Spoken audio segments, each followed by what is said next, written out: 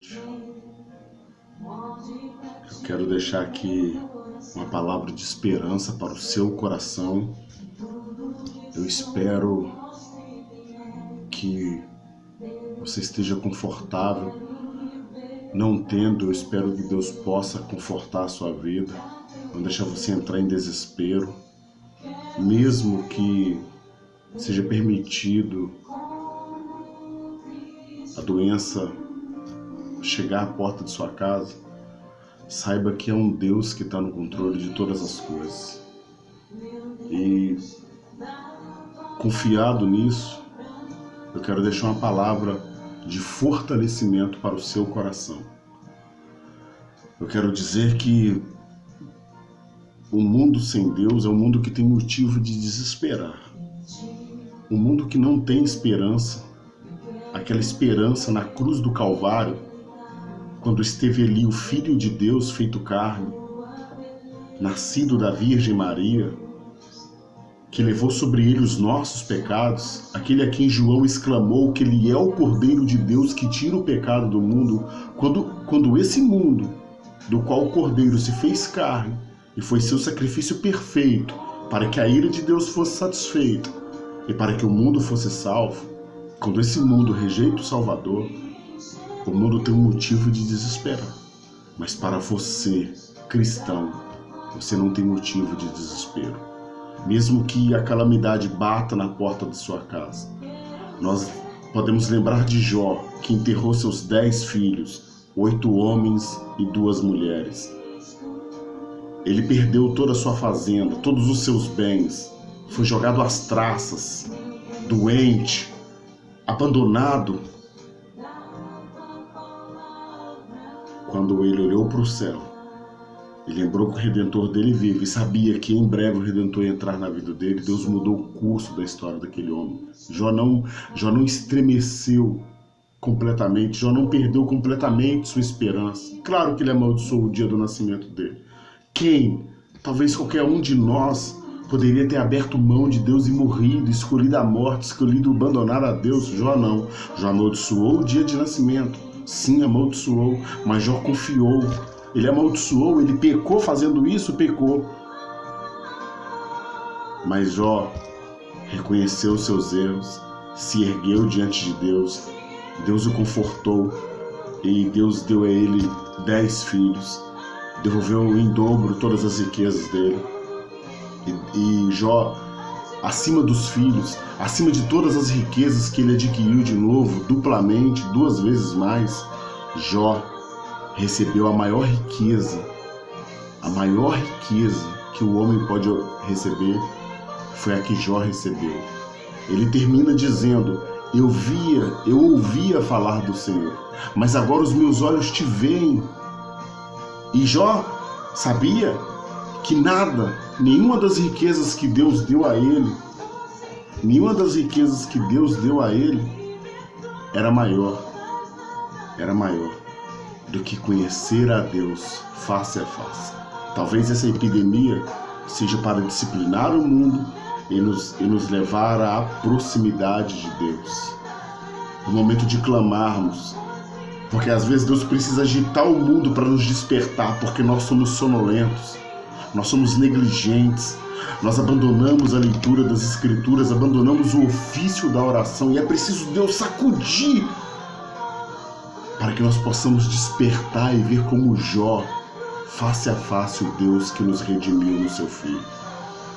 E baseado nessa palavra de que temos um refúgio, eu quero que você acompanhe comigo o segundo evangelho, Marcos, o evangelho de Jesus Cristo que Marcos escreveu, no seu capítulo 4, do verso 35 ao 41. Naquele dia, ao anoitecer, disse ele aos seus discípulos: vamos para o outro lado. Deixando a multidão, eles o levaram no barco, assim como estava. Outros barcos também o acompanhavam. Levantou-se um forte vendaval e as ondas se lançavam sobre o barco, de forma que este ia se enchendo de água. Jesus estava na polpa, dormindo, com a cabeça sobre um travesseiro. Os discípulos o acordaram e clamaram: Mestre, não te importas que morramos? Ele se levantou e repreendeu o vento e disse ao mar: Aquieta-te, acalma-se. O vento se aquietou e fez-se completa bonança. Então perguntou aos seus discípulos: Por que vocês estão com tanto medo? Ainda não têm fé? Eles estavam apavorados e perguntavam uns aos outros: Quem é este que até o vento e o mar lhe obedecem? Nós somos descritos aqui, nesse capítulo, como os discípulos. Hoje nós estamos passando por uma turbulência muito grande. Na verdade, essa turbulência atingiu o mundo todo, não atingiu um grupo de barquinhos como nessa tempestade. Nós estamos passando por uma pandemia. Pandemia é quando o mundo perdeu o controle da situação. O mundo mente, cria perspectivas falsas, porque perdeu o controle da situação. Mas Deus está sentado no trono de glória, sem se mover dele, sem se desesperar, porque Deus não perdeu o controle. Deus nunca vai perder o controle. Deus está sentado no trono de glória, revestido de poder. A Bíblia descreve que justiça e santidade, justiça e juízo são os fundamentos, são as bases do trono de Deus. Ele não perdeu o controle. Ele não vai perder o controle. Mas essa tempestade desestabiliza o homem, porque o homem é limitado. Eu estava no culto familiar com meu filho e falei com meu filho o seguinte, que nós somos limitados e que o nosso braço, no máximo que chega, é 1 metro. Nós não passamos disso. A nossa mente, a nossa mentalidade é limitada e o nosso cérebro é limitado pelo crânio. Nós somos nada. Nós não passamos de um nada. Nós somos simplesmente um nada.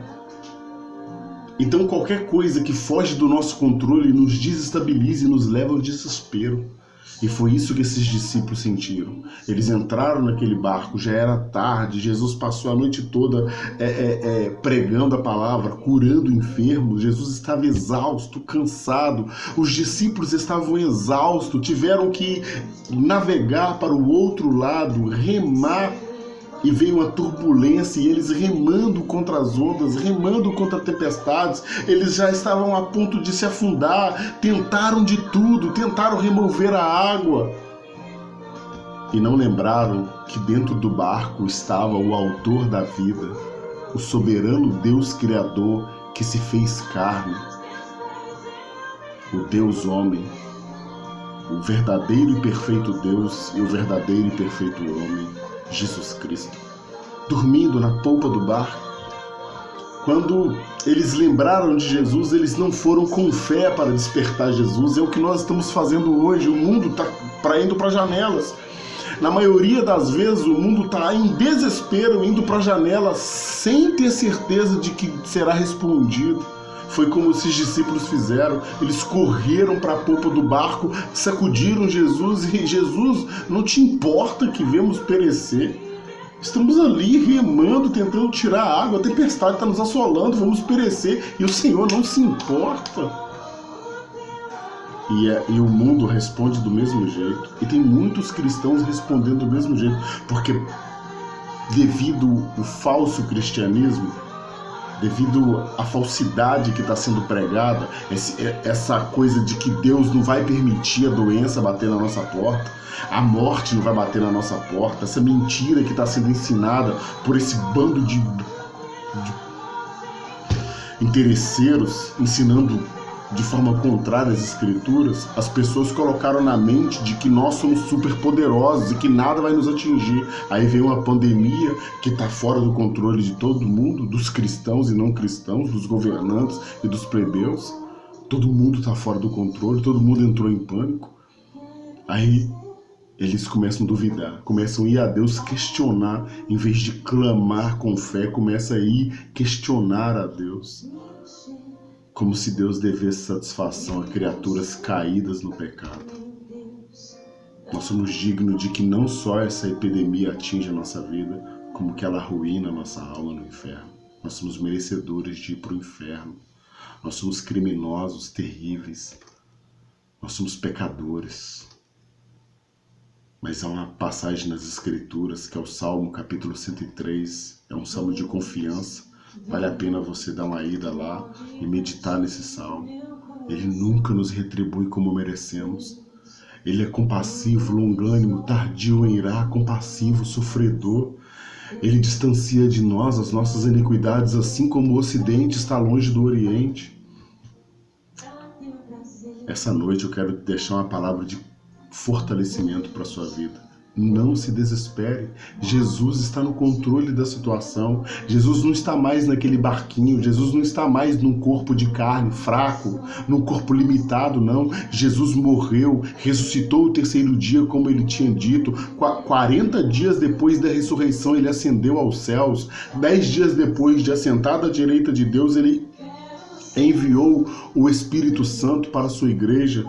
E o Espírito Santo é soberano, porque o Espírito Santo é Deus, e Ele está com você que é cristão, e Ele está querendo que você pregue o Evangelho, fale de Jesus para o máximo de pessoas que você pode falar. Você não precisa bater mais, nesse tempo de epidemia, você não precisa bater nas portas, mas você pode usar todos os recursos sociais que você tem, seu Facebook, seu WhatsApp, seu Messenger, os aplicativos de comunicação. Você pode usar todos eles e propagar o versículo. Tem pessoas precisando de uma palavra de auxílio. Fale do Evangelho, fale de Jesus, porque esse Jesus que um dia esteve na polpa desse barco, que ao despertar, mesmo em dúvida, entenda a soberania do amor de Jesus Cristo. Mesmo aqueles discípulos duvidosos e desesperados, fora vendo que tudo fugiu do controle deles, eles foram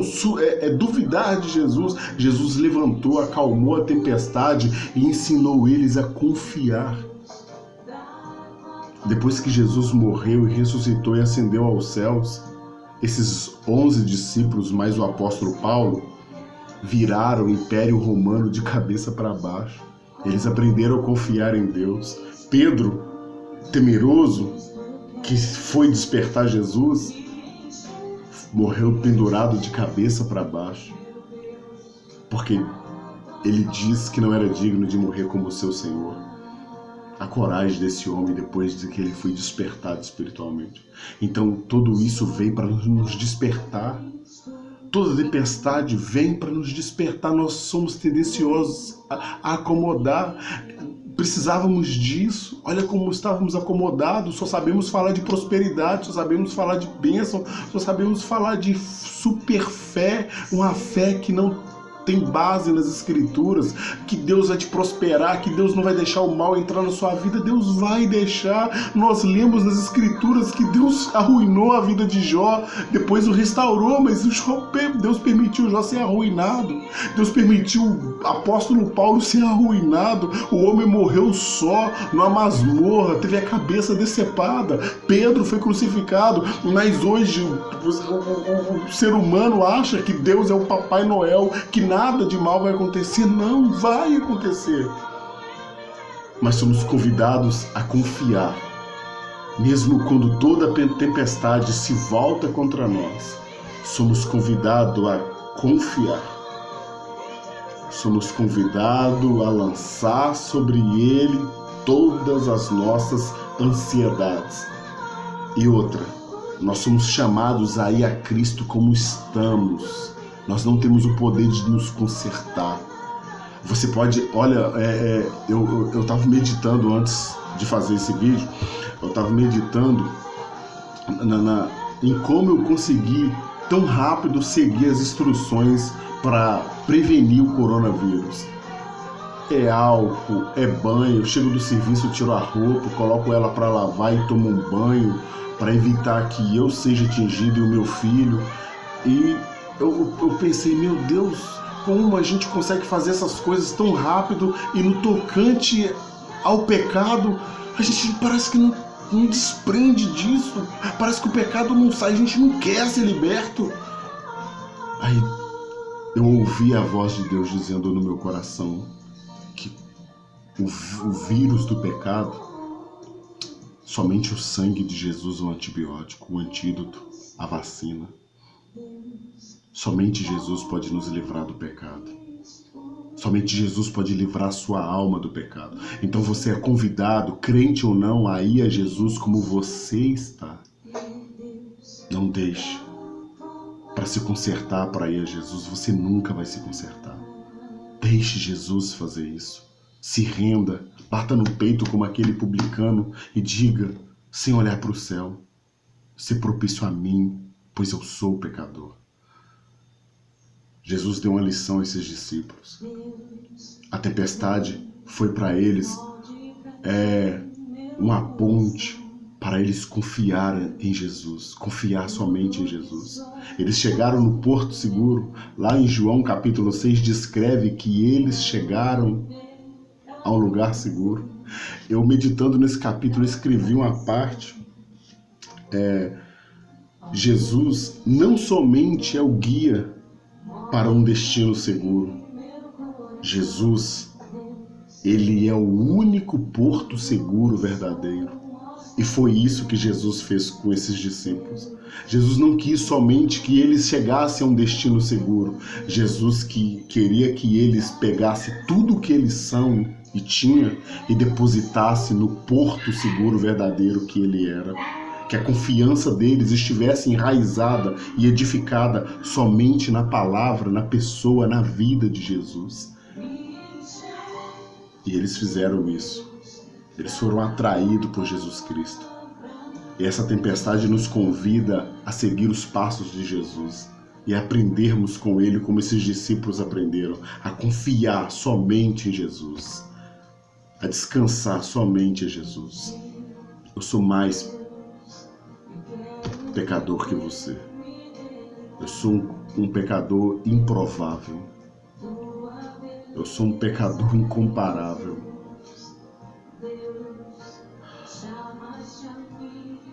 Eu vim a Jesus porque eu não consigo parar de pecar.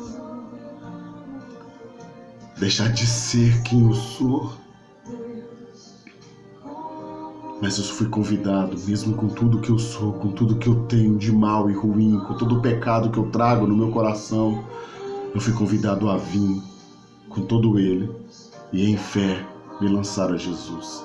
E Jesus te convida. Quero que você seja fortalecido em nome de Jesus com essa palavra e que Deus possa edificar a sua vida e construir a sua vida na pessoa de Jesus Cristo, edificar a sua fé na rocha, na palavra de Jesus. As Escrituras é o sustentáculo absoluto da verdade. Não fica baseando sua fé em revelações, não. Esses dias uma moça me enviou uma profecia que é assustador, de tão parecia muito mais macumba do que profecia, sabe? Sem fundamento nas Escrituras. E ela em dúvida me enviou e eu ouvi e sem fundamento das Escrituras, eu falei para ela apagar, não seguir, nem compartilhar mentiras em nome de Deus.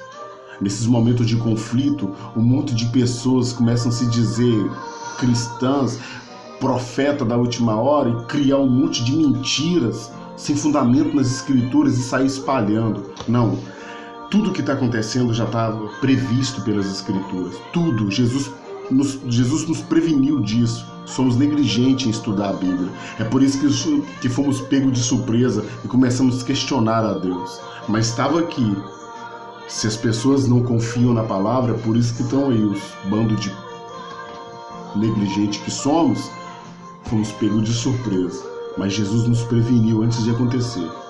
Então confie em Jesus. Abra sua Bíblia, leia sua Bíblia, leia as Sagradas Escrituras e não empreste o seu ouvido a profecias vindo da carne ou do diabo. Profecia verdadeira tem fundamento nas Escrituras. E as Escrituras é a última palavra de Deus. Jesus é a última palavra de Deus. Você pode ver isso em Hebreus 1:3. Hebreus 1, do 1 ao 3. Jesus é a última palavra de Deus. Amém? Confie em Jesus, descansa sua vida em Jesus, faça dele o fundamento da sua fé. Que Jesus possa te abençoar, que Deus possa edificar a sua vida e que você possa descansar no Senhor. Quero deixar essa palavra para vocês, pedindo a Deus que Ele possa guardar a vida de cada um, e compartilhe esse vídeo para que outras pessoas possam ver. Seja edificado em nome de Jesus e ótima noite.